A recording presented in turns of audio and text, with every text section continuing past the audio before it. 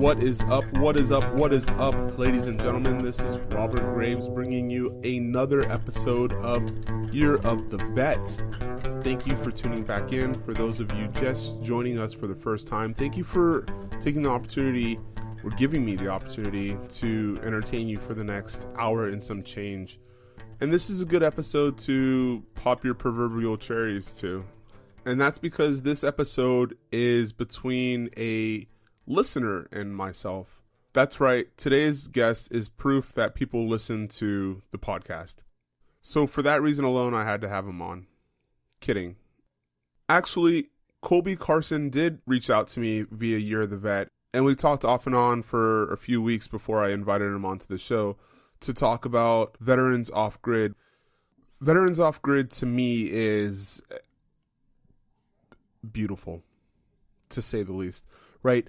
It teaches people, veterans specifically, how to live off-grid, first and foremost, sustainability, which are two things I absolutely have no idea about. So I'm not going to pretend like I can sit here and have a conversation about it. But I did enjoy listening to it and hearing about what it is, and then going out and doing a little research on my own. It's pretty fantastic. And Colby really makes it sound enticing and something that is purpose-driven and will give back and provide a lot of value to not only the earth itself, but also to the veterans that participate in off-grid living, especially with Veterans Off-Grid. Colby and I actually talk about a lot of things. In fact, the conversation that you're going to hear today will sound a little different than other conversations, and that's primarily because, like I said, Colby reached out to me via Year of the Vet, and we got to know each other a little bit before recording a podcast together, and it does help to have a little rapport built before getting into these conversations, but also it might sound a little different because it's 1 a.m. Let's knock the dust off of some of the business that needs to be taken care of.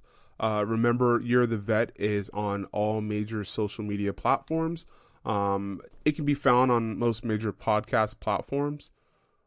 Remember, there's still a campaign going on. Visit yearofthevet.com/donate and donate some books to veterans that are transitioning in order for them to have a step up on their transition out. And help provide 500,000 books. Whether you provide 1, 10, 100, 100,000, whatever it is, head on over yearofthevet.com and you'll see on the webpage how to donate and give back to those service members behind you. Because remember, it does take a village. I won't get too much more into what's going on.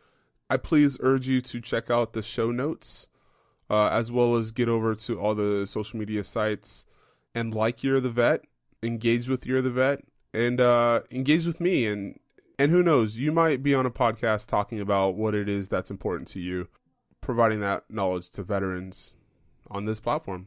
So without further ado, I introduce to you Colby Carson. Colby, thanks for joining us on Year of the Vet. For those who are tuning into this episode, we are actually pushing 38 minutes on the phone together. So before even recording, talking about good old Marine Corps times, which is cool because I'll let you know, Colby, you don't know this, but you're the third Marine I've talked to this week. So I'm having a good time, man. This has been a good week of podcast conversations. Thanks for joining. You talk to that many Marines, it's going to make you feel like you're back in the Corps again. Man, you have no idea. Well, today especially. So, yeah, man, thanks for joining us on Year of the Vet. You know, you reached out to me via Year of the Vet, so you're proof that people are actually listening. Yeah, you know, I actually came across your podcast by accident one day. So, yes. I mean, I have an iPhone and I use the podcast app in there to listen to all kinds of different things like psychology stuff, science stuff, health stuff, just, you know, everything under the sun. And ever since I started working with this nonprofit, I've been looking into different veteran things. And I listened to all these different ones, and one theme I kind of noticed is everyone kind of talks about the PTSD aspect, or, you know, different things people carry with them for the rest of their lives. And it's just kind of like you hear the same things over and over. And then I see this one, you know, Year of the Vet, and I'm like, that's a cool title. Let's see what this is about. And I, like I always do, I kind of scroll through and look at the titles of all the different podcasts, see if anything catches my attention. And I don't remember which one it was, but I listened to it, and I remember thinking, it's like, wow, this is something new. And one thing that kind of stood out to me about your podcast was I didn't feel like I was listening to a podcast. It felt like I was sitting at a coffee shop, if you will, or a bar or something like that, with a couple other people having a conversation. I just wasn't talking. No, that's cool, man. I appreciate it, but you know, I'm kind of a podcast nerd too. What are you listening to? What's one of your favorite ones? You know, it's really, really hard to say. I can't remember the name of it, but there's one that it talks about the different theories in science. I can't remember the name of it. I'd have to look on my phone. But one that captured me was something I'm very passionate about, is like the theory of relativity, the displacements of time and space. Ooh, super nerd. I can't remember the name of it. I'll get back to you on that one. Get back to me on that. I just listened to, have you heard Caliphate yet? I know I've come across it before. Super good. This New York Times reporter finds a guy who defected from ISIS living in Canada and goes and interviews him. And I mean, like, he kind of tells his story, and she fact checks it for about 8 episodes until, like, he gets pulled in by, spoiler alert, the government. But I guess since it's in the news, it's not that big of a spoiler alert. Anyway, I'll tell you what, man. Like, I mean, we'll get into it. It's probably not as much as a surprise to you, but I knew shit about ISIS. I didn't know shit about them. And why I say it's not a surprise to you is because of your Marine Corps career, what you did in it, and we'll get to that soon. But yeah, Caliphate was phenomenal. But I also listen to goofy shit like Reply All. I listen to a lot of Gimlet stuff. It's really not surprising. Okay. Anyway. So, yeah, man. So tell me, who's pre-Marine Corps Colby? Well, that really takes me back in the day. It makes me feel old, even though I'm not. Pre-Marine Corps, I was in high school. I enlisted in the Marine Corps in 2008, about 2 months after I graduated high school. Kind of going through high school, I didn't really have a lot of interest in anything, didn't know what I wanted to do. I almost failed high school. I think I graduated with like a 2.6 GPA. There you go. Just overachiever. Yeah, you know, obviously. So Marine Corps is the only one that would take me. So yeah, there's really not much to say. It was kind of me just hanging out, just on the computer, hanging out with my friends, just kind of not really doing much. Did you play any sports, or like, I mean, what drew you to the Corps? Was it like you grew up in a military family, or? Okay. So I didn't play any sports because I actually had asthma growing up, and my parents were not really comfortable with me playing any sports out of fear, you know, things would get bad, or, you know, I might die on the field or something. But they let me play. I was in the band until like my sophomore year. I played trumpet. Parents say, you know, it's the only thing I was ever really good at. So many jokes. You know, obviously excluding the first year or two, when it was just noise that they had to endure, and they make fun of me about it still to this day. Like, you know, nails on a chalkboard, right? And you know, and I really appreciate that. So, what drew me to the Marine Corps? So, my parents told me, I mean, I didn't grow up in the wealthiest family, but we were by no means, you know, starving or anything. Uh-huh. But my parents couldn't afford to send me to college. And they told me very early on, they're like, you need to go to college because life will be hard if you don't. And I was like, okay, well, I don't know what I want to study. I don't know what school I want to go to, and I'm not very good at school anyways. So I kind of entertained the idea of the military, but I honestly thought there was no way that I could pass boot camp because, you know, for those of you that are not in the military, don't have a lot of association, you view that as like one of the hardest things you can do. Or if you go in, you're just going to go overseas and get killed, or worse, come back like all mentally messed up. And I was like, I don't even think I could pass the boot camp. And even if I did, why would I want to do that? That was just kind of my perception out of my own ignorance. But my parents are also firm believers, and, you know, everyone should at least do 2 years in the military. Wait, they're just big fans pause. of it. Pause. One, are they from Canada? Like, where have they ever heard of anybody ever serving just 2 years? That's my first question. My second question is, no, hold on. We've had 40 minutes of conversation. I can pause you when I want to right now.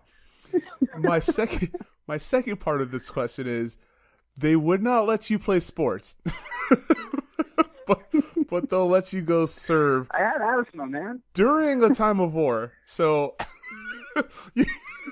I had asthma was your answer. Dude, if this is off the record. No, it's not. It's not off the record. I give them shit about that all the time. I'm like, you wouldn't let me play soccer, but you let me join the goddamn Marine Corps? Seriously? Did you hate me that much? Here's a trumpet. Shut the fuck up. You know, my mom even entertained the idea. She's like, why don't you play trumpet for the Marine Corps? I was like, what? Yeah, because not like you didn't get beat up enough, right? All right, so it's like the Marine Corps emblem can only carry you so far. Oh man! Eventually, you're making it hard on yourself. All right, so okay, they talked you into going into the military. So, well, I was entertaining the idea. I actually originally talked to the Army recruiter, and you know how they come out to your house with their laptop and they make you take that pre-ASVAB. Well, I scored very badly on it, and he was like, you know, you need to study and all this stuff. Well, my brother was in the Marines, and he was getting ready to deploy to Iraq at the time, and this was the summer before my senior year. And my mom is one of those people who, she makes connections anywhere she can. If you meet her, she will save your information and keep you on the phone in case she's just that kind of person. Well, she became friends with my brother's recruiters, and one of them was still a recruiter by the time I was starting to come of age, even though my brother was an NCO about to deploy and all that. And she gave him a call, and it was like, hey, Colby's talking to the Army. And, you know, he just couldn't have that. So, you know, he reached out to a recruiter in our area because he got transferred.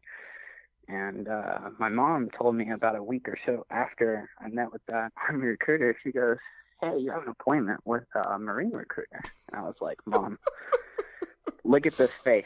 All I wanted to do was play soccer. Going through the Marines, I remember reading my brother's letters. There's just no way. Yeah. There's no way I can do this. Yeah. And she was like, just talk to him. It doesn't hurt to talk. And I was like, okay, I'll talk. And then it was kind of the cliche story after that. I met with him, and he was the most intimidating person I've ever met in my life. Yeah. I remember Staff Sergeant Joshua Holden. Great guy. But he was very intimidating, and he's just one of those kind of in-your-face kind of people. But he's very nice. But I sat down with him. You know, he's asking me kind of similar questions you are, and then, you know, he lays out those 14 different cards of, you know, leadership, discipline, world travel, and all the other ones. Or I think it's the 14 leadership traits, I think it was. And, you know, he lays them out. He's like, which one's most important? And then he starts talking about what the Marine Corps does and all the things they were going to teach me to do. And after about an hour and a half of conversation, I told him, I was like, listen, I'm only 17. You got to get my parents' permission. But I'm so signing up for this. I want to be a badass. You know, he just kept saying I was going to be a badass. I was like, hell yeah, I want to do this. You know, just brainwashed me completely, as he was very good at it. And I went to my parents' house that night. He came with me and was like, this is what I want to do. And they looked at me and they're like, Colby, are you sure you want to do this? Uh-huh. And she was like, okay. And she signed the waiver, and I think it was like a month or two later, I was at MEPS and took the ASVAB, and I got like a 60 on it, I think. And then a little bit later, I was swearing in. I was put in the delayed entry program until I finished my senior year. Then I left. And I remember that first night there on the yellow footprints, and I was just sitting there thinking, I immediately regret this decision. Why? Did you have long, flowy, golden locks that you had to cut off? No. I had never been yelled at that way, and by the end of boot camp, you're like, man, they were so easy on us at the beginning. But I mean, I'd never been yelled at. No one's ever been in my face. I'd never been in a fight. I'd never had confrontation. Like, I was just, very laid back person. Most people would probably call me a bitch. such a sweet, sweet child. Scared out of my mind. And I was like, these people are intense. Yeah. Whoa. Yeah. And you look at the other recruits around you, and they're just like ready for this. And I showed up. I could barely do one pull up. I was like, this is scary. So was that kind of the same course that your Marine Corps career took? Like, was it rough, or did you adjust pretty well? I have to say, probably by second phase of boot camp, I was pretty much adequated to it. I adapted pretty well, actually. For the rest of the Marine Corps, obviously at your first duty station, you're feeling it out. It's difficult, you're learning, but at the same time, there's that mentality of, it can't be worse. Like, I've already been through hell. Yeah. What are they going to do? Send me back? Yeah. I passed it. So I was kind of ready. I mean, going through the Marine Corps, I actually had more fun than anything. And I signed up for every course I could do except the leadership courses. Because I just really liked my MOS, and I didn't really want to. This is where it's really bad. I hope there's no one that knew me in the Marine Corps listening to this, but I really didn't have a lot of interest in like the leadership aspect, in charge of like being a platoon sergeant or anything of that nature. I just wanted to be able to make decisions at my job. Yeah. Because I mean that's just kind of where I was focused. Yeah. I came to love my job, and that's kind of what led me to do it as a civilian once I got out. And what'd you do? I was an 0231 Intel specialist. The guy with the 60 ASVAB got Intel. Yeah, I mean, it's fun. There's all these different kinds of Intel, kind of seeing the big picture of what everyone else is doing. And yeah. I think the biggest thing for me was the aspect of look at everything going on and look at what we're doing to fix it. I think I really liked that. And one thing the Marine Corps taught me was I don't like bullies. If you're going to pick on somebody, I'm going to pick right back. Yeah. And, being an Intel, it kind of allowed me to do that in a way. Yeah. So how long did you stay in? I was in for just over 4 years. I did kind of close to 4.5 years. I got out early on a humanitarian discharge, which is a fully honorable discharge. But my biological father had Lou Gehrig's disease, or ALS, and he was very sick. And ever since I was in Okie, I would always, once I had 14 days of leave, I'd go home for 2 weeks to be here with him and my family. And my family kind of made me the power of attorney to make all decisions for him, which they just had a hard time doing because my grandma already lost her daughter to cancer, and now her second child was going through this, and that was my dad. And my mom kind of resented him a lot, and the rest of the family was they were mad at him for previous things he had done, or they just couldn't handle it because they had already lost my aunt, and they just had a hard time dealing with it and thinking straight. Yeah. So they kind of left it to me. And I started taking over, I think, when I was 19 or 20. Wow. Started taking all that. And then, and so near the end, Marine Corps gave me 6 months of humanitarian orders to come here to Kansas City and take care of everything. Well, when that ran out, they kind of, this was 2012, and there was a big push to, downsize. And so headquarters Marine Corps gave me a call and was like, listen, we're going to go ahead and let you go so you can be with your dad and all that. So. Wow. So, I mean, you had to grow up a lot in 4 years. So, I mean, I can see how fucking tough that is. And did you feel at that time that you were capable of handling that type of stress load?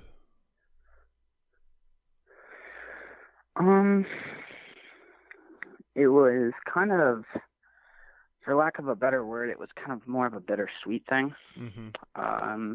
It was sad. I had a rough relationship with my real dad, mm-hmm. and it was kind of one of those, at first I told him I didn't really care, and then later I kind of realized, it's like, who am I to be like this? And I did some research on it, saw how bad it was, and then I kind of like fell in love with my dad all over again. And, mm-hmm. It was kind of one of those, I got to relearn who he was and how much I loved him. And, he's my dad. So at the same time, going through like that emotional state of losing a parent, at the same time, one thing the Marines, I still had kind of like that cockiness from the Marine Corps. It hadn't worn off yet. Yeah. And I just kind of felt like, I can handle anything. Lay it on me. I'll carry it. I got this. Yeah. Kind of thing. Yeah. So it's like I'll carry this burden for the family. It's the kind of least I can do. Yeah. And I never really realized how much of a burden it would be until probably several years later. So, okay, had this not come into your life at this time, do you think that you would have re-enlisted at least for a second shot? To be honest, I don't think about it much. I kind of, one of those cliches of, this is, my life happened and I am who I am because of it. Yeah. But, I look back on it, I had planned on making the Marine Corps a career, and retiring, having that pension and, kind of moving on with financial security and all that stuff. And I kind of wanted to, it's hard to say goodbye to your brother. You know what I mean? Yeah. So it's hard to walk away. Yeah. Every day you're just like, I'm so getting out. I'm never re-enlisting. But deep down, you want to. Yeah. So what was the next step, right? You're out. You're literally forced to start brand new, start a new life. And where do you go from here? Like, what are you dealing with at that moment? So I got out of the Marine Corps with about 3 weeks' notice that I was getting out. So, surprise. I mean, I did what every 22-year-old corporal would do when they're getting out. You bought a drank Mustang. A lot and procrastinated everything. And I got out, and the reality didn't sink in because I'd been home for 6 months, but it still kind of felt like I was on leave. Yeah. Until I had to make a car payment, and it was like all my money was gone. And so what I did, I got a part-time job at Bed Bath & Beyond because, it was the first thing I saw. I was like, I need money. I can do anything, right? Yeah. And quickly realized this is not for me. And I didn't really know how to go about applying for jobs. I mean, I took that one class, but you don't really retain anything because it wasn't really real for me yet. Mm-hmm. But I didn't really know how to apply to jobs. I didn't really know how to build a resume. I didn't know what I wanted to do. Yeah. I was just clueless. I was like, all I know how to do is, kick ass, right? So I just started applying around different things, and I saw this ad coming through on LinkedIn, military veterans wanted, and I was like, okay, this has got to be something, and it was contracting. And I was like, oh, I've heard something about this. These guys make a ton of money, and they basically have the same lifestyle, except, not as much crap. Yeah. And I was like, there's no chance a 22-year-old's ever going to get a six-figure job, but, why not? Let's just, what are they going to say, no? And about a month later, I get a phone call, and it was them. They're saying, we want to offer you, all this money to do Intel. And I was like, oh my gosh, okay. Yeah, I know how to do all that. That's not too hard.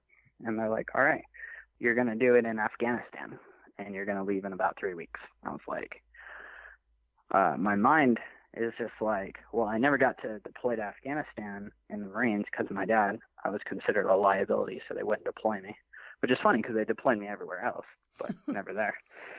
And so I was just like very excited. And I was living with my parents. I was like, hey, I'm deploying. And they're like, no, you're not. I was like, yes, I am. I already signed it.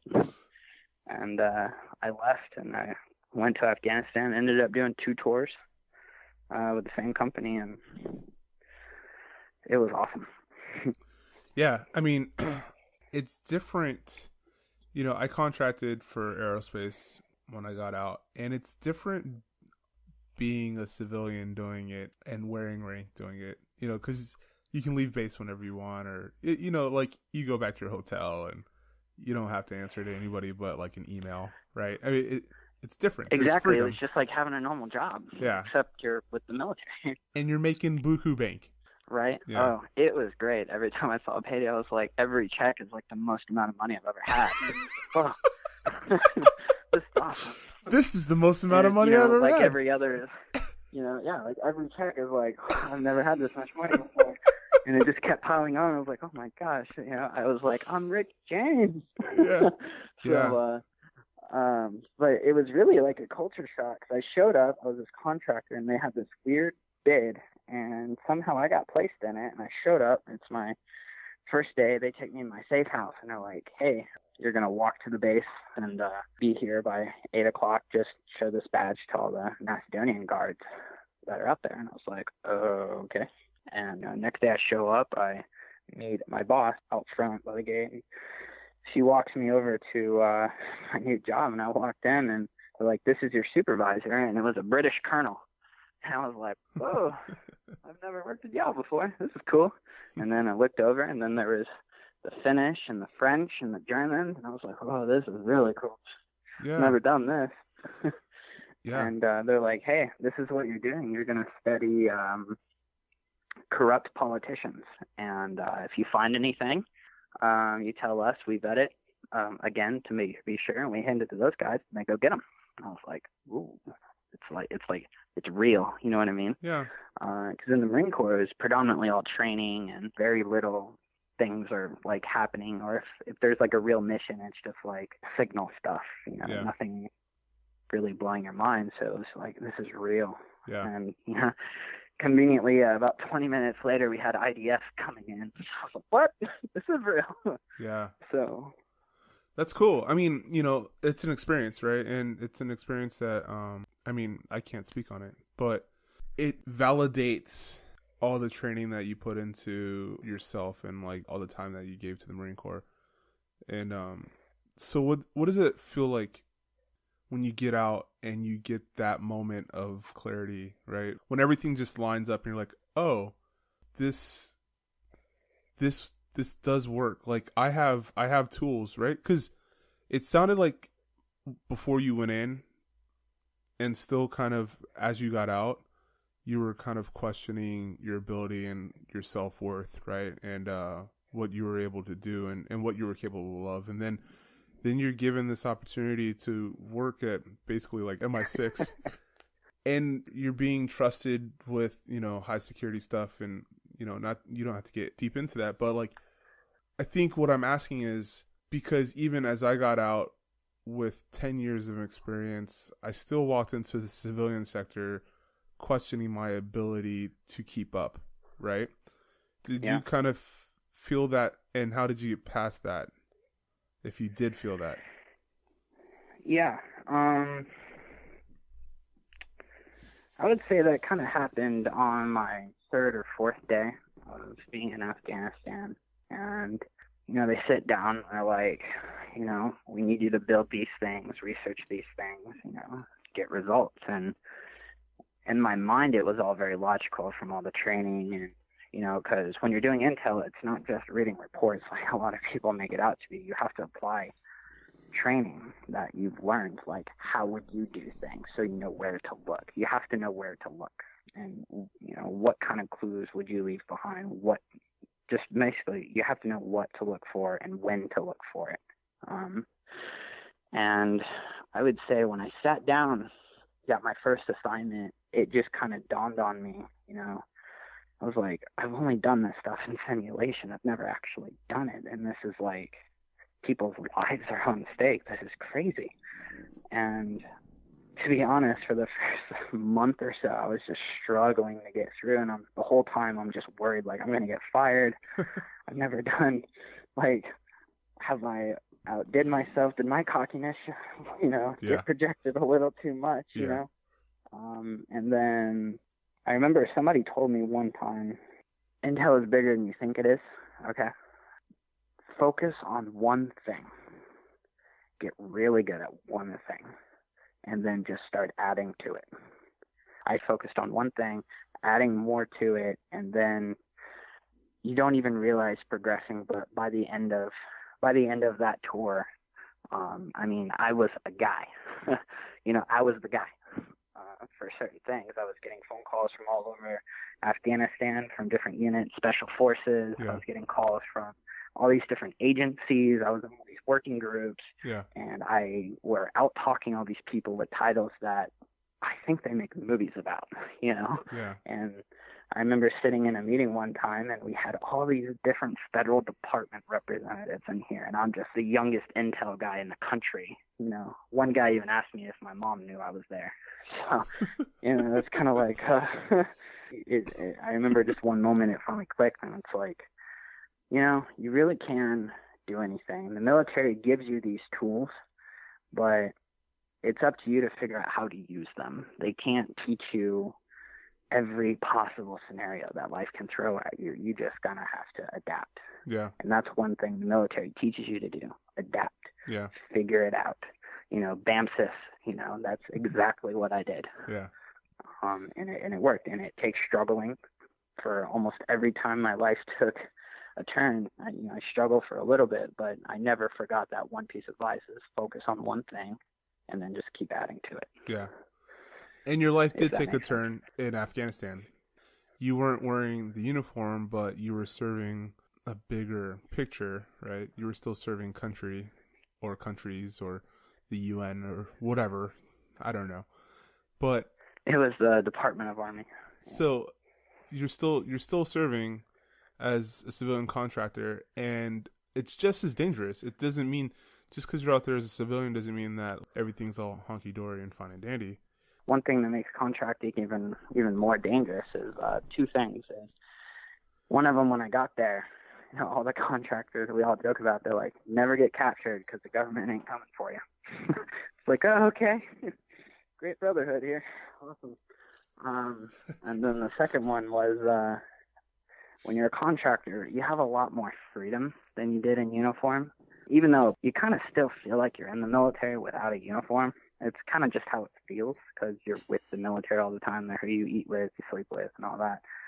And I remember, being a little hothead that I was, I'd research these things, contact different task forces, and I just kept drilling them. I need certain information. They just couldn't get it. And I remember one of them, it was a human intelligence. They do they're like your spies, your interrogators, and all that stuff. And they asked me, they're like, do you want to come out here and be a part of this? And I was like, yeah.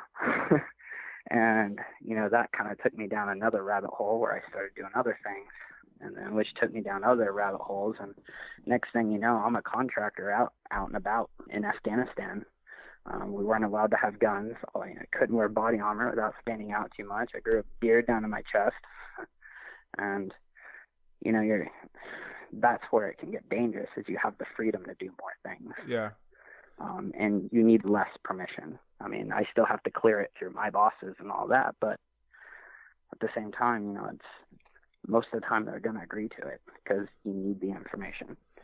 Now, there's a blog piece you wrote on the website of the group you're aligned with now, and you talk about one morning when you woke up and went to work. It was a normal day until it wasn't. Yeah. It's kind of one of the first blogs on the Veteran Off-Grid website. I call it Returning Home with the War. That's just one experience I had. And the point of that, the kind of the underlying unspoken truth I wanted to make with that was that if the military can teach you how to do things, like they can teach you to pull the trigger, they can teach you how to maneuver, they can teach you how to think. But what they can't teach you is how to turn it off. And that was the point of that blog was, you know, the effects of all these decisions, all these opportunities and experiences I had. They had a toll on me later. They didn't hit me right at first. And those, you know, there's consequences to every action, I always say, whether they're good or bad. And for that particular instance, as I was walking down the street one day to work, the street was empty, and I was like, well, it's not Ramadan. Nothing stands out. I don't know of any unusual threat reports, you know. And I was like, well, maybe it's just, you kind of discredit it. Like in the back of your mind, it's like a little instinct, like a military instinct kicks in. You're like, you know what this is. Don't do this. But, you know, it's like, I have so much work to get done. I got to get there. It's fun. Yeah. You know, you kind of talk yourself out of it. And I just started walking down. There's gunfire going off, which, you know, I've heard 1,000 times after that. But that was like the first time where it was close. While you're on the base, you hear gunfire, you hear IDF fire and all this. But that was the first time it was actually close to me where it's like I could like feel it. And that's when all the scared comes in. And prior to that, I have always had a fear of, if I was ever in a firefight, would I be the guy to freeze? I was always afraid of that because I didn't want to be that guy. Yeah. And that kicks in, and then for probably 2 seconds, I tunnel vision, and it was just pure fear. And it was just like scared. But then after that, it turned into pissed off. I was like, this ain't happening. And I just started, almost like that old computer game everyone used to play, the Frogger game, where you have to like just jump around things and not get ran over by the car. But yeah, for me, that's how it was. Computer game. I have cover there, then I can go here, then I can go there. And I got to the front of the base, the front of the camp, and they were just like, no, we can't let you on. They don't, you know, when there's attack on a base, embassy, it's it goes on lockdown, nobody in or out, which I knew, but at the same time, it's like, hey, I'm an American, like, just open the door, I'll slide right in, you can close it right behind me. By that time, the firefight kind of shifted a little bit, so it wasn't right there. And they just wouldn't let me, and I'm pleading my case, getting mad, swearing, and, you know, they just kind of told me, they're like, keep this up, and we'll put you down. I was like, oh my gosh. And so that's when I was thinking of, now what do I do? Because my training taught me to get here. Yeah. I've never been told no. I didn't know what to do. So, you know, I played Frogger again and got back. And I tell you, it was the scariest moment of my life when there was rounds flying right over my head. And yeah. And I was scared, but I was pissed off. And I had the thought, it's like, you know, could I get into this? Could I find a way to maneuver forward, you know, disarm one of them, take his weapon, and get into this fight? Should I? Should I not? And that was like a huge dilemma I faced when I was about halfway back to my safe house. I was debating if I really wanted to do this, but I have nobody with me. Yeah. You know, I can have a moment of Rambo, but in the end, I know what's going to happen if I do this. Yeah. And it'll be for nothing. You know what I mean? Like, QRF wasn't there yet. I mean, it was just, I can't take on a whole squad of these guys. No way. This can't happen. I know what the result of this is. To be honest, I don't even know if I could even accomplish doing that. What if I tried to run up on him and he got me? Yeah. You know, and then it's all for nothing. Yeah. So I went back to my safe house and just kind of chilled out for the next 10 hours, just kind of sitting there. So, fuck, man. You're in the shit as a civilian. This is also where Veterans Off Grid started, correct? I didn't start Veterans Off Grid. On my second tour, it was a guy that was kind of showing me around the new base and all this. His name is Ryan Timmerman, and he's the one that started it. At the time, I just, he was kind of like a personnel style boss over me, and we just kind of got along. We were friends. We talked and buddy old pals most of the time, and we just kind of kept in touch over the years. But he's the one that started it, and he didn't start it for couple years after that. But while we were there, I think it was like one day a week, we'd always meet at a coffee shop, and he would talk about all these big ideas he would have, and he was always been big into like sustainability and saving the environment. I just remember listening like, wow, this guy's got to figure it out. He's going to be big time, but yeah. That's kind of just how it ended.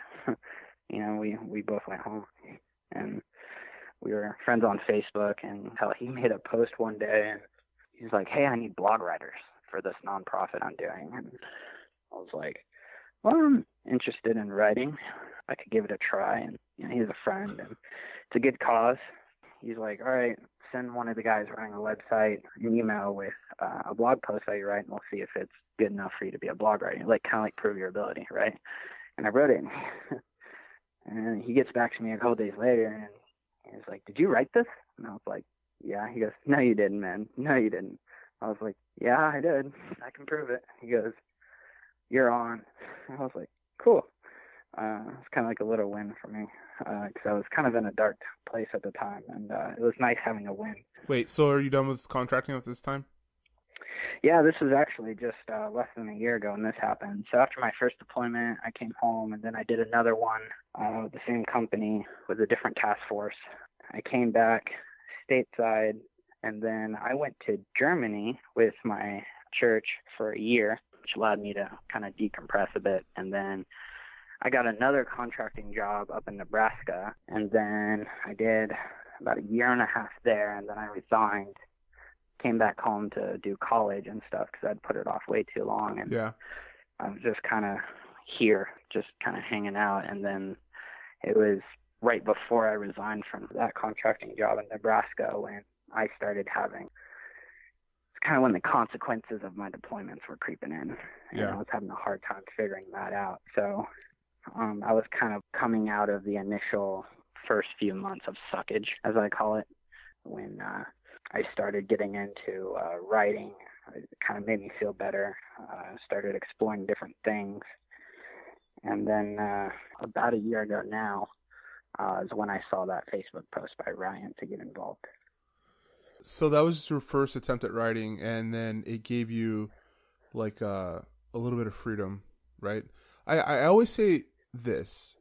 I say this to people I work with in my practice, and I try to tell people close to me, like my own mother, that when you say something for the first time out loud or even on paper and share it with public, it takes away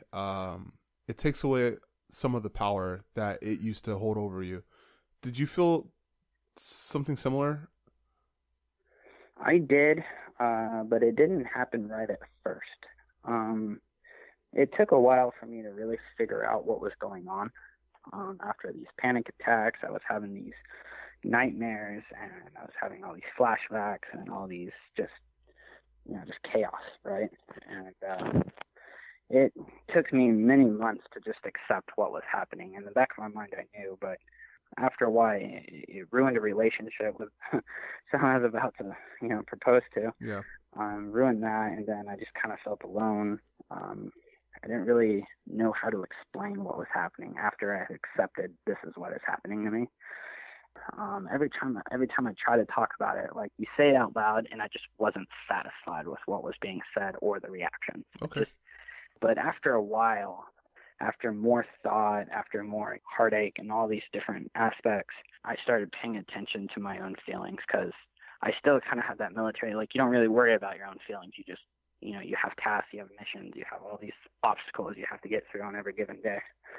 And I really started focusing on that. Once I started kind of analyzing myself, kind of opened up all these doors. And when I started writing that is when I started having that satisfaction, like the power. It's like I have confronted it now. And then I kind of felt relieved. I felt calmer. And I started making progress from there. But it was definitely writing was a huge thing for me. Yeah. I hear that from a lot. Like, I used to write a lot. And I mean, outside of How to Grow a Beard, like, How to Grow a Beard was more like a lesson. And that wasn't a therapeutic thing to me. But even when I get upset with my wife, I'll write some shit on the Notepad app on the phone, right? With no intention to show her, but it just allows me to kind of, like you said, like focus emotion into a specific area, and then one, get it out, and then two, have the time to analyze what I'm feeling at that moment. I mean, so yeah, I get that, and I get how it could help be therapeutic, and I get how you have to take a look into your own. It's a very personal thing, right? Like, especially if you're being honest doing it, and I think that's the key, right? Yeah, you hit that one right on the head. The thing I've noticed when I've talked to a lot of different veterans who struggle with PTSD. I mean, a lot. So has Ryan and a lot of our staff, and I'm sure you have too. One thing I've kind of noticed is when you're experiencing that, I've found a lot of people, even myself, they lie to themselves because they don't want it to be true. Yeah. You know, like, I'm fine. It's not a big deal. It's fine. But it's like I get the frustration. Believe me, I do. It's more annoying than anything. But you may not want it to be true, but it is. It may be stupid to you, but it is what it is. You know, you have to face it. You just have to. Yeah. Or it's going to destroy you. Like, I let it destroy me. Like, I've seen it destroy other people, many people I care about. So that's the key thing, is you gotta be honest with yourself. Yeah. Because, I mean, ultimately, you're not the only one that has to live with it. You know, There's people around you that care. And though you're going to tell yourself they don't understand, and it's true, they don't. But shit, at least they're trying, you know, and you have to recognize that. And you have to allow help. And you can't do that unless you accept it, unless you're honest. So one big thing I like to talk about, right? When people talk about PTSD, I like to throw in, have you ever heard of post-traumatic growth? I don't think I have.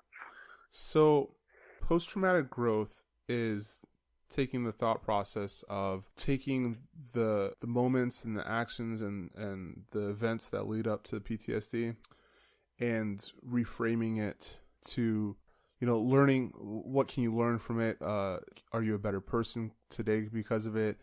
Because often, like, we go through traumatic shit and we have kind of I don't want to say a spiritual moment, right? But like, sometimes we get a little more connected and see life a little different. Like, again, it's almost 1 o'clock in the morning, so I'm trying to put my thoughts together properly. This is when all the philosophy happens, you know? Well, so Penn State has a positive psychology program, right? And they asked cadets at West Point, how many of you have heard of PTSD? Almost 100%, right? How many of you have heard of post-traumatic growth? And only 20% out of all the cadets asked have heard of post-traumatic growth. The problem with PTSD is that we push it, like we've been pushing it for the last almost 20 years, right? And so individuals only have the knowledge that they can suffer from pain. But if we kind of, like you, embrace, right? Like, I mean, it takes some time, but you have to acknowledge it, you have to confront it, and then you have to figure out what the fuck it means, and then learn and see how you're a better person because of it. And I think that's actually the words I was trying to look for, is like, how can we grow from this? How can we be a better person from this? How can we connect with the world better? How can we connect with each other better, right? I have another shot. This is my second chance. What are we going to do with that second chance, right? That is the post-traumatic growth aspect. And so what you're doing, right, and now it's all coming back together, Ryan has asked you to write this blog. He reaches out and he says, hey, I'm going to give you a shot. You write something. He says, wow, that's phenomenal. And it gives you a little bit of clarity and comfort, right? And because you're putting yourself in a very vulnerable aspect of somewhere where you've never been, and now you're doing something pretty fucking phenomenal, which is you're giving back to veterans by tapping into nature because you've had a second chance. And I think it's phenomenal. And we haven't even touched on what you're doing or what Veterans Off Grid is. And so, like, if you can you give me like a wraparound of what outside of school that you're focusing on bringing vets and then building a community for them? Yeah, so the biggest project is working with Veterans Off Grid. So what they do, or what we do rather, is we build 100% eco-friendly, zero carbon footprint housing for homeless veterans. We teach them off-grid living. And there's that huge statistic that everyone knows, there's 22 veterans committing suicide. There's 40,000 on any given day that are homeless, or if not more. And there's all these different organizations, which I highlighted this when I first emailed you, is there's all these different organizations claiming to help homeless veterans or struggling veterans, but the statistics aren't really going down.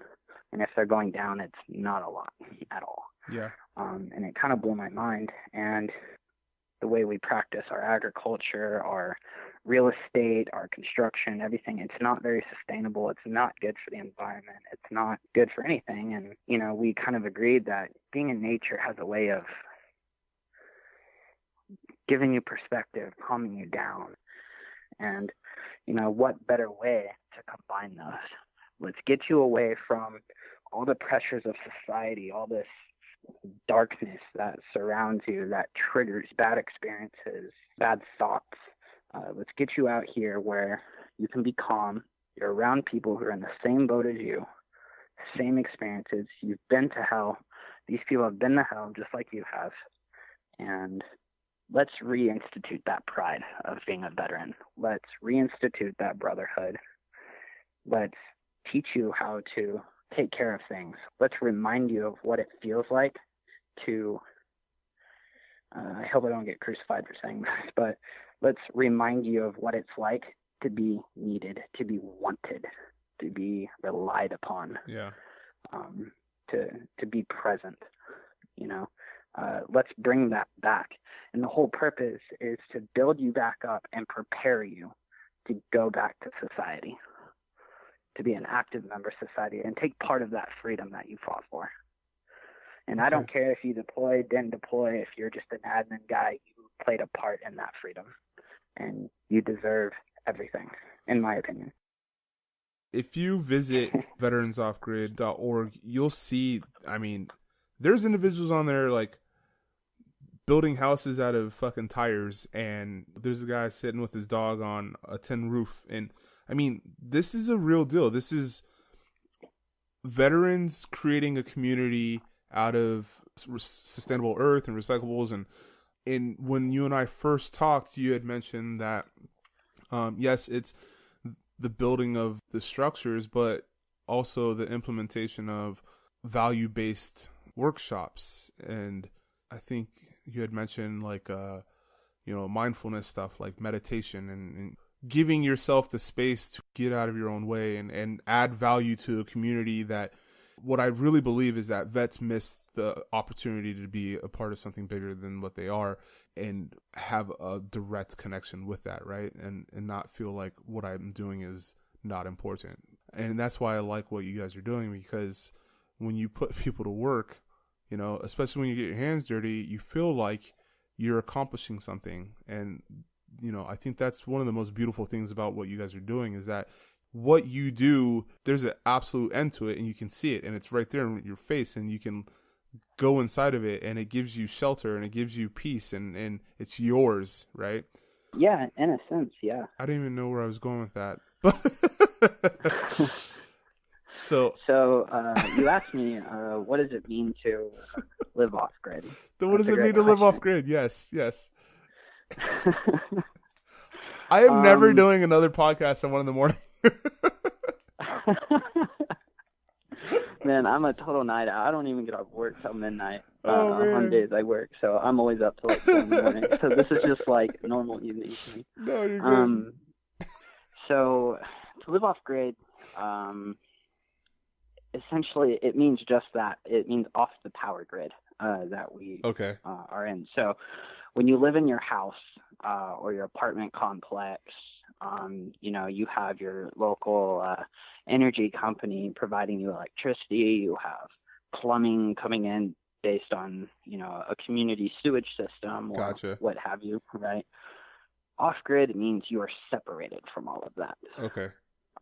You generally don't have great cell phone coverage. You're probably not going to have internet. Doesn't mean you can't get it, but you don't. And you're outside of society. You're out in nature. And so what we do for power is we have windmills, we have solar panels, and all of this to give you enough electricity to have pretty much every comfort of home. We have ways to get water. We can grow most of our own food, but you still got to go to the grocery store occasionally. And what this does is our current power grid, so to say, is not very sustainable.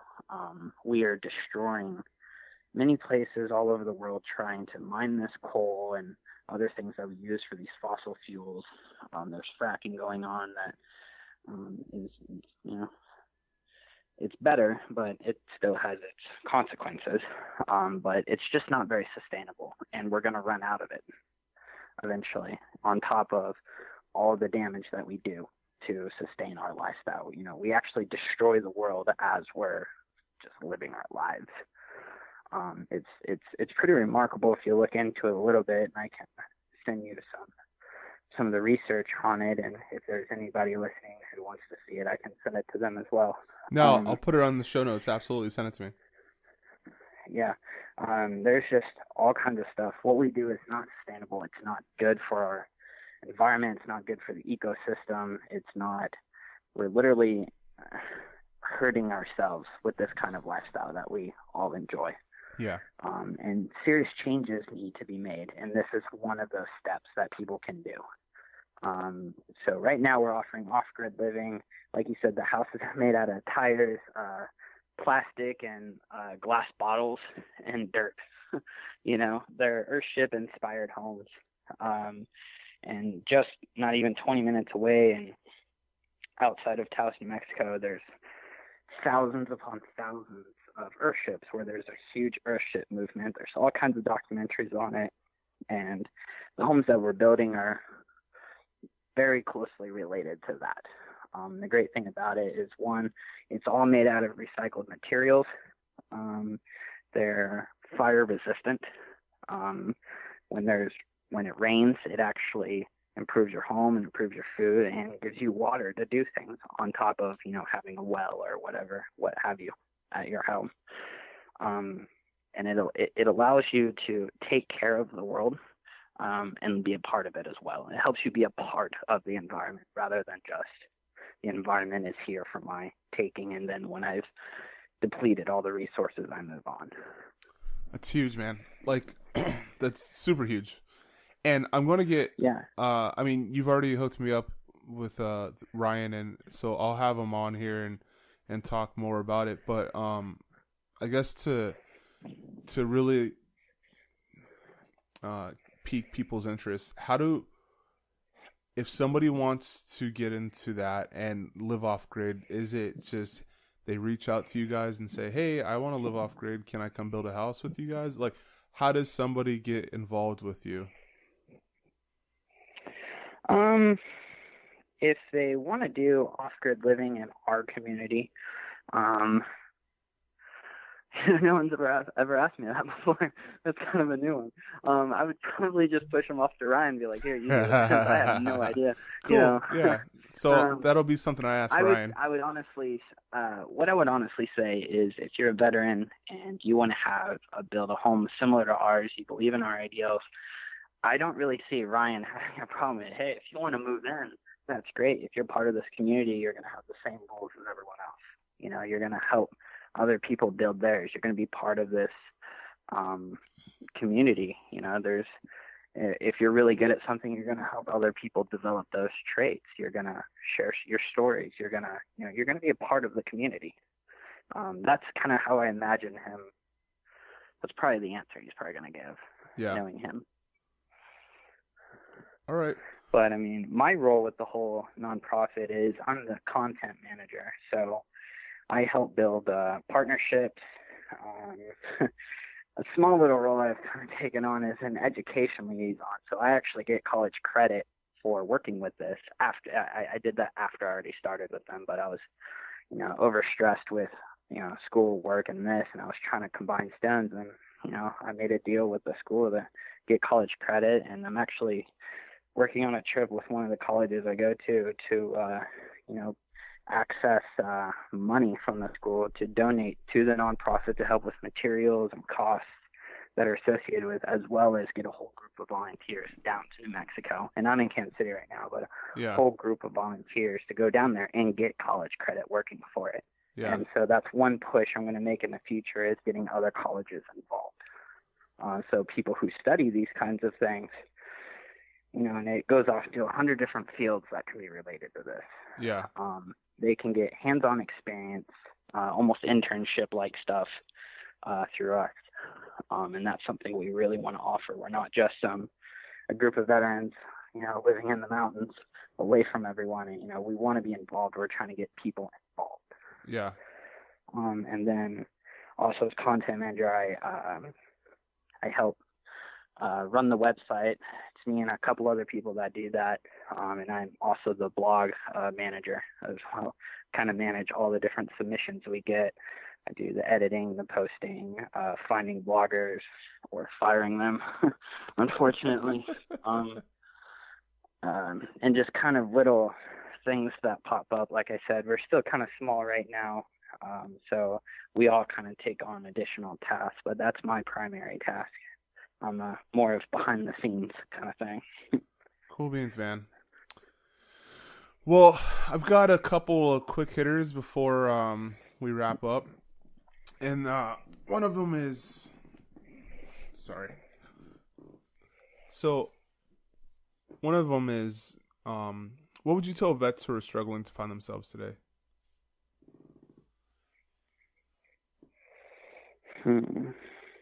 Just kind of generically, or like PTSD or work, or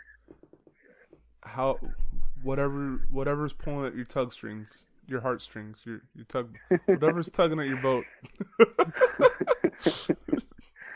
I would say the biggest thing is,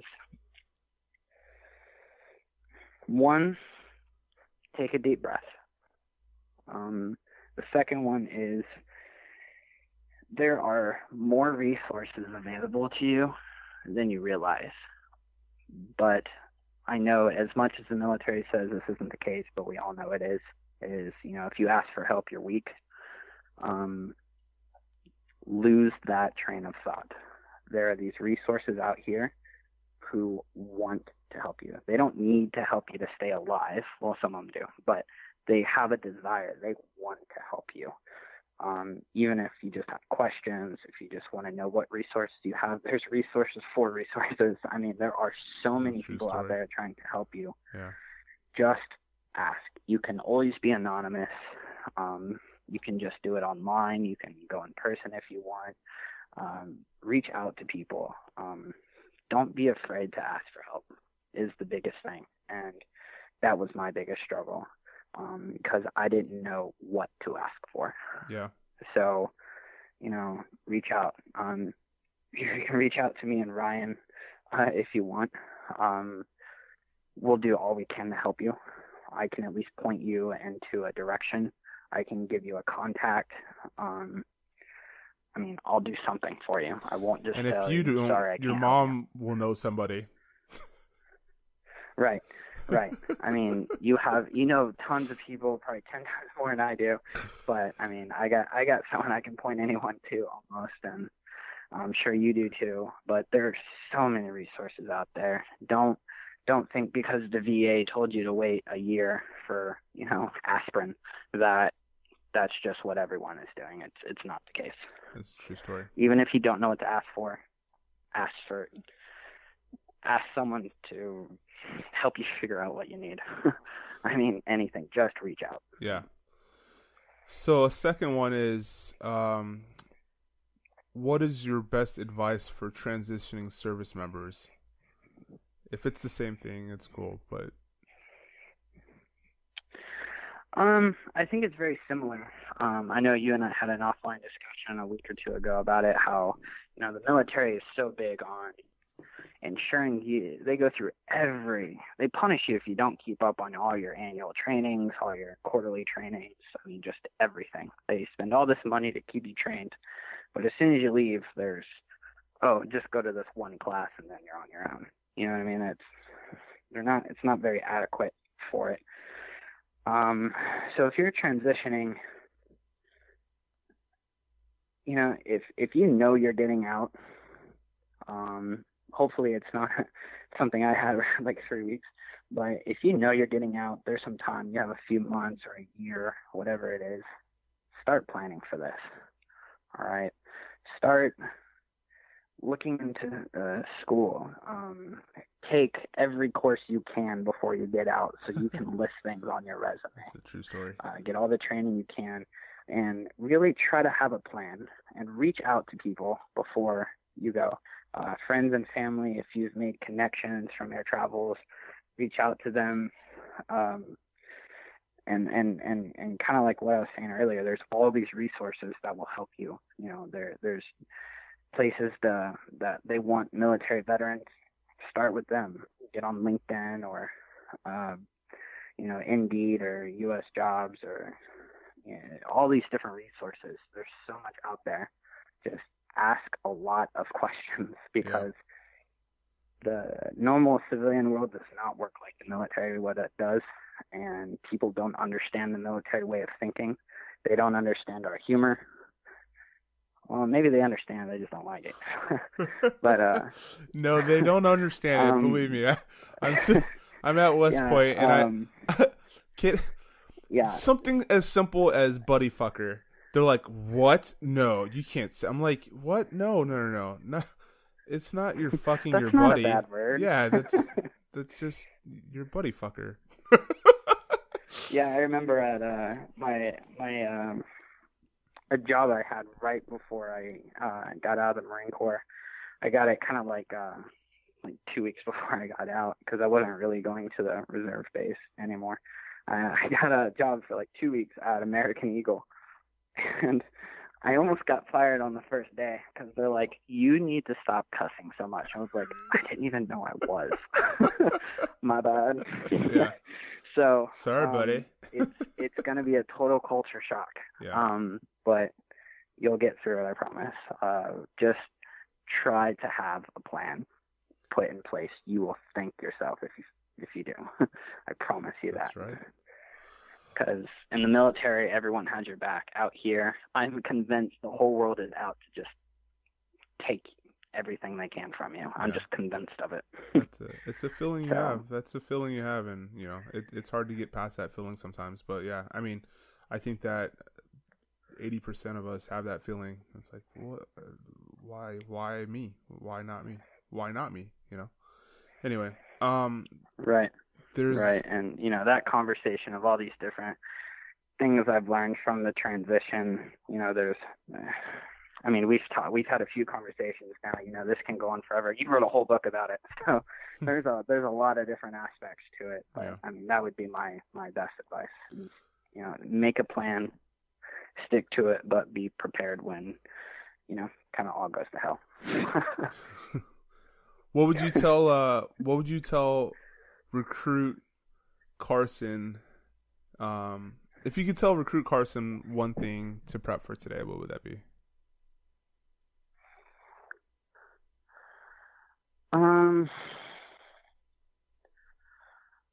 Don't go to Thailand.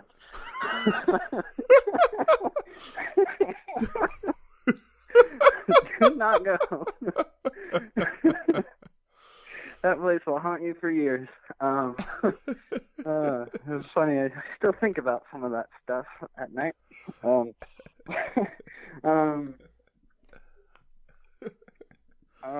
Family-friendly show. Advice I would give.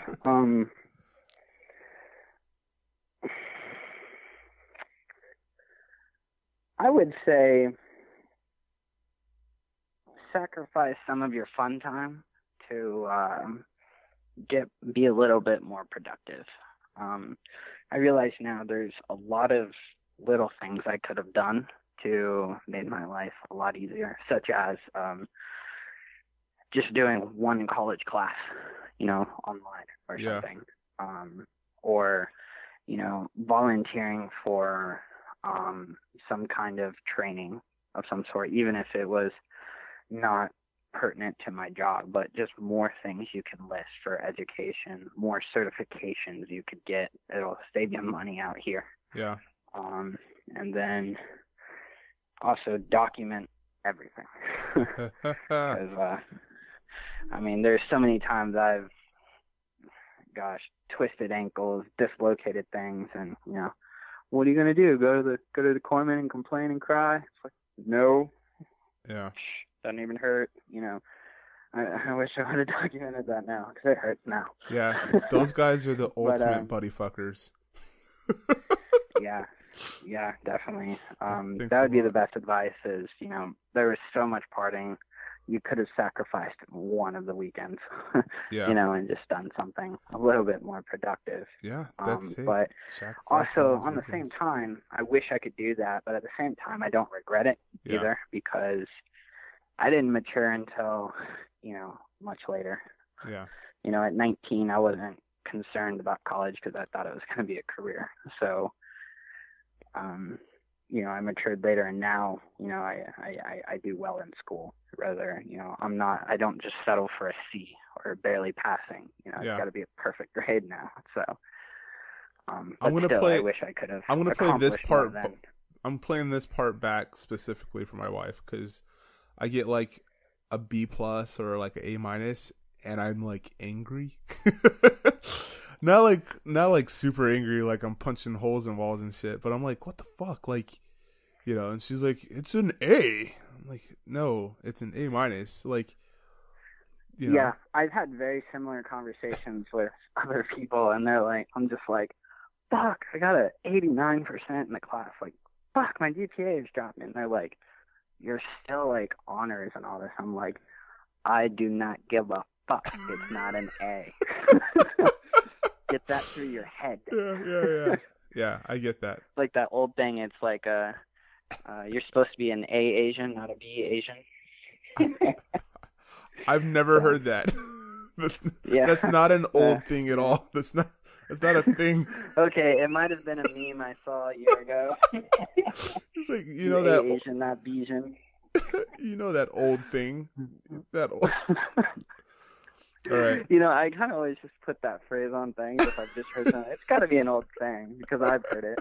So, it's got to be something. What our forefathers used like, to say. No, it's not. And I'm like, well, then it must be a meme. It's one of the two. Yeah. It's kind of. That old thing our forefathers used to say. Most people don't call me out on that. Okay, so what's your end goal? What does your legacy look like? My legacy. There's only two things I have set in stone that I know will never change, that I will not allow not to happen. One of them is I want to be that really old guy that has all these really cool stories to tell. I want to be that guy because that guy is so interesting even though nobody wants to talk to him. You want to be Clint Eastwood. But he has all these... I what? You want to be Clint Eastwood. Kind of, yeah. I wish I could be that tall. That would be nice. Is he tall? I don't know, but he looks tall. It might just be the camera angle. They're like, he's strong and big, but he's tall. And I perceive him as being like 8 feet tall. You know, it's just like, man, my life would be so much easier. If I could just reach the top shelf. You know? I wish I was that tall. What? All right. And then my second one is I have this big part of me. I don't want to leave this world wondering if I wasted my life. Yeah. I want to be able to say I was given this gift of life and I did my best. I tried. I tried to make something of it. I tried to help people. I tried to matter. Yeah. And that's kind of my thing as far as end goals for career, as far as all these different projects I've worked on or that I'm currently with. You know, I don't know what the future holds. But I'll tell you what, I'm putting 100% in it. Yeah. You know, bleed, cry, sweat over every single one of them. Yeah. Hopefully I don't bleed too much, but, you know, that's just the kind of commitment I have when there's something I believe in, especially like with this nonprofit. I'll see it and I'll see it through the best I can. And if I fail, then, you know, I failed, but I'll be able to say I gave 100%, 110%. Yeah. But I just want to make a difference. You know, if the nonprofit tanks, which, you know, I don't see that happening. I sincerely don't see that happening. But even if it did, even if we only helped one veteran for a while, mission accomplished. Yeah. We helped somebody. Yeah.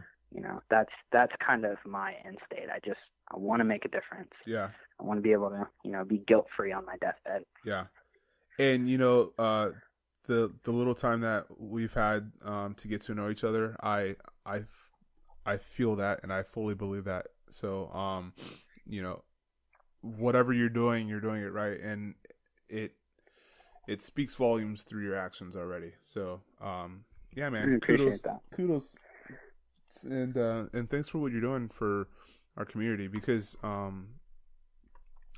you know, we kind of touched on it earlier and when we first started talking that there's a lot of VSOs out there not doing too much. I mean, there's VSOs out there doing great things, but then there's also VSOs, veteran service organizations, that are collecting people's monies from donations and simply just handing like American flag pins out, you know, and that doesn't do anything for our community. But, you know, showing them how to build their own homes and build sustainable living societies and then give them purpose. I mean, you know, you're giving people purpose, and that's a phenomenal thing. So, yeah, when Ryan first explained this, I had this thought come in my mind that kind of along the lines that you have, and you know, I don't want to bring religion or anything into this, but as the Bible says, he that knows how to give good gifts. Yeah. You know, everyone kind of knows the rest of that. I'm not going to go down that road, but teach a man to fish. That's the exact. Teach a man to fish, but also him that knows how to give good gifts. Yeah. You know, do you give your child a toy or a rock? You know, so, you know, that's kind of what came across my mind when this opportunity presented itself. And, you know, it's a real struggle. It's a big learning curve for me. I've never done nonprofit work. I don't even know what I'm doing half the time. I'm just kind of like, well, this seems like the best option. Let's give it a try, you know. And but you know, cool things came from it. I met you, and you know, you're pretty okay. And podcast is excellent, and you know, and all these different connections. I get to meet all these different veterans. Yeah. And kind of like what we've been doing for like the last couple of weeks is, you know, as soon as like, oh, I was in the Marines. Oh, I was in the Marines. What unit were you with? You know, and you get to share each other's stories. And that's something that not enough people get to experience. And it's something I'm very grateful for. Well, Colby, I sincerely appreciate the time you've taken and the time you've given me. do you think that did we hit everything that you want to talk about, or are there any bullet points you want to tap on before we wrap it up? I think that's it. You know, if there's any people listening to this and you haven't subscribed to this podcast, please do. If you haven't visited Veterans Off Grid, you know, visit us. Send us an email. If you want to get involved, believe me, we can get you involved. And we'll work to your strengths. And if also on that same note, if you can't give time, you can give money. Veterans Off Grid is definitely looking for donations for building material and sponsors in that aspect too. So absolutely, definitely get over to veteransoffgrid.org. I will have their information in the show notes, and then soon I will get to Ryan. Let him know I'm getting to him slowly but surely. But man, that's gonna be one podcast. I'm not gonna miss. Okay, I'm excited to listen to that one. Good, man. He's one of those very inspirational kind of people. He's the kind of person, he can get anyone excited. Well, I'll make sure I won't do it at 1 a.m. when I'm my full self. No, I had a blast, and like I said, we, you know, if you're still tuned in, like Colby and I were talking for like almost an hour before we even started recording. So, man, I had a great time, and I had an even better time getting to know you on a deeper level and more of your story. You know, one good thing about these podcasts is that, like, I feel like because it's a small world, and, you know, we've talked about this. Like, it's a small community of vets that do good things, and we'll run into each other at some point, and it's going to be fun, sharing a beer and you know, hugging it out. It's a blast. Yeah, man. For those of you that stuck around to this long, make sure you head on over to veteransoffgrid.org. Head over to you'rethevet.com and subscribe to the podcast, and make sure you leave a review and share it with a vet or a friend or both. And you are heroes. Live like one. I want to thank you for listening to another episode of You're the Vet, and please, again, share this with your friends, share this with your family, share this with other veterans, and share this with anybody who is interested in podcasts and just wants to hear good stories. Please go to the social media sites of You're the Vet and like and follow them. Engage with the community, engage with me. Make sure you head on over to you'rethevet.com to check out other episodes from other amazing veterans out there doing amazing things. And when that pop-up comes up, put your email in there and subscribe to the email list so that I can keep you updated with new conversations with new guests, as well as things that's going on in the community. So last but not least, please head on over to iTunes or whatever you're listening to You're the Vet on, and please write a review. Again, thank you for tuning in once again, and remember, you are a hero. Live like one.